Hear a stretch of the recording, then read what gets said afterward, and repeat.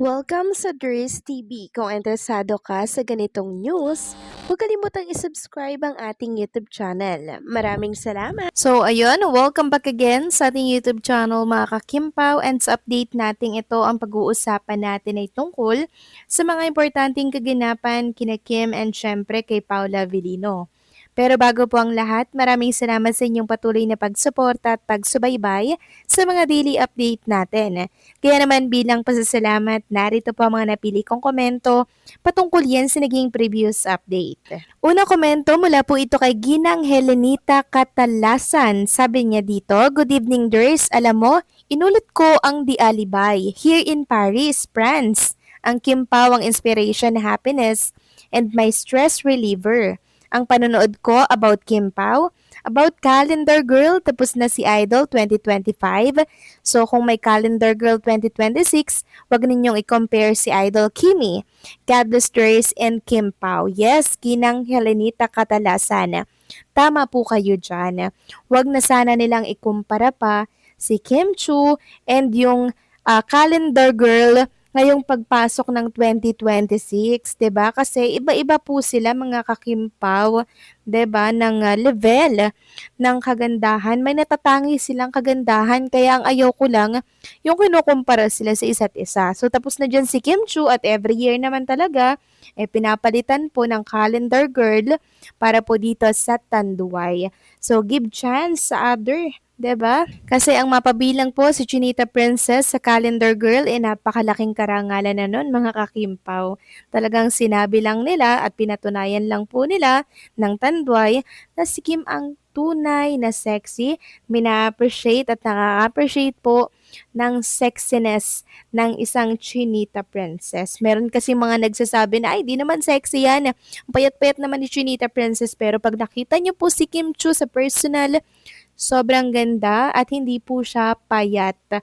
Fit na fit lang talaga siya mga kakimpaw dahil palagi po siyang nag-exercise. Palagi po siyang nag-gym. Tungkol naman po sa inspiration nyo, itong The Alibay at ang iba pang mga project ni Kim and Paolo Avellino together, yes, gawin nyo pong inspirasyon ito and paulit-ulitin nyo lang hanggat wala pong kasunod, 'di ba, na episode kasi sobrang nakakaano po siya stress reliever mga kakimpaw. Kaya kung kayo merong mga pinagdadaan ng problema, lungkot, nako, si Kim and Paula Avellino lang po ang kasagutan dyan. Palagi nyo lang pong i-play ang mga nakakakilig at good vibes na video ni Kim and Paula Avellino. So maraming salamat po sa komento, Ginang Helenita Catalasan. Mag-iingat po kayo dyan sa Paris, France.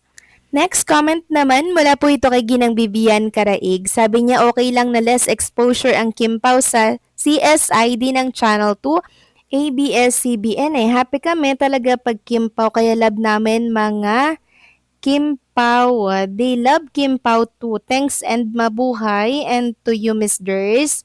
Legit lagi news mo kaya sa'yo ako watch. Yung iba ewan. We want legit news about Idol, Kim Pao forever. Christmas is coming. Love, love. Nako, maraming salamat po sa pag-appreciate ng mga daily update natin for Kim and Paolo Avellino.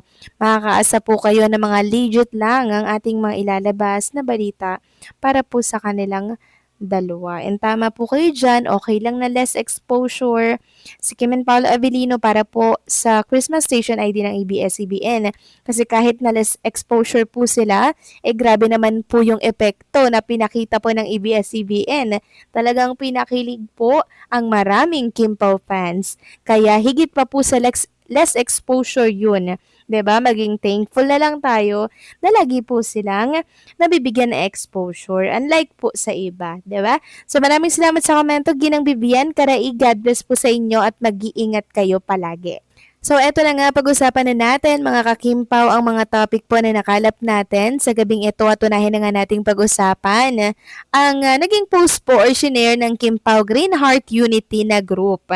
So ito po yung ginawa nila para i-promote ang The Alibay para po yan sa Prime Video PH. So sabi nga dito, thank you so much sa effort nyo, Team Live, me, Giselle, and also sponsors. God bless. Nako, maraming salamat sa mga sponsors, sa mga tao pong nasa likod para mangyari po ito. So ayan mga kakimpaw, sakay po ng truck and talagang may pa-banner sila dyan, ang laki. May pabalon pa po. Tapos andyan yung mga Kimpaw fans, pinapromote talaga nila itong The Alibay. Nakaka-proud naman maging fans kasi sobrang nila effort talaga mga kakimpaw para po i-promote ang The Alibay. Sobrang thank you po sa inyo. Kung sino man po yung mga sponsors, nako, God bless at pagpalainawa po kayo ng poong may kapala.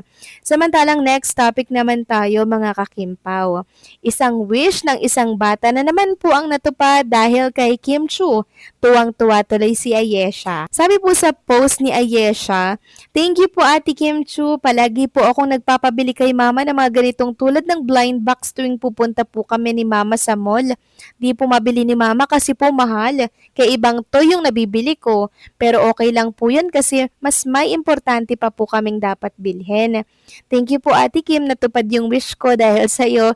Hindi lang po isang binigay mo kundi 5. Kaya matuto po tayong maniwala at maghintay sa kung ano man po yung wish natin. Upload po ni Mama yung pag-unboxing ko niyan." Nako, nakakatuwa naman si Chinita Princess. Kasi isang bata na naman ang tuwang-tuwa dahil natupad yung kanyang wish. So wish niya pala to mga kakimpaw. O yung bilog-bilog na mga itlog. Kasi ang mahal niyan. Yung ibibili na nga lang dyan, pagkain na po. Diba? Katumbas na po ng masarap na pagkain yan mga kakimpaw yung isa niyan. Pero si Kim Chu, binigay niya po ang kahilingan ni Ayesha. Nakakatuwa naman si Kim, no? Love na love talaga niya ang mga bagets. Parang feel ko tuloy na parang gusto niya magka-bagets na rin siya mga kakimpaw, no? Siguradong love na love niya din po yun.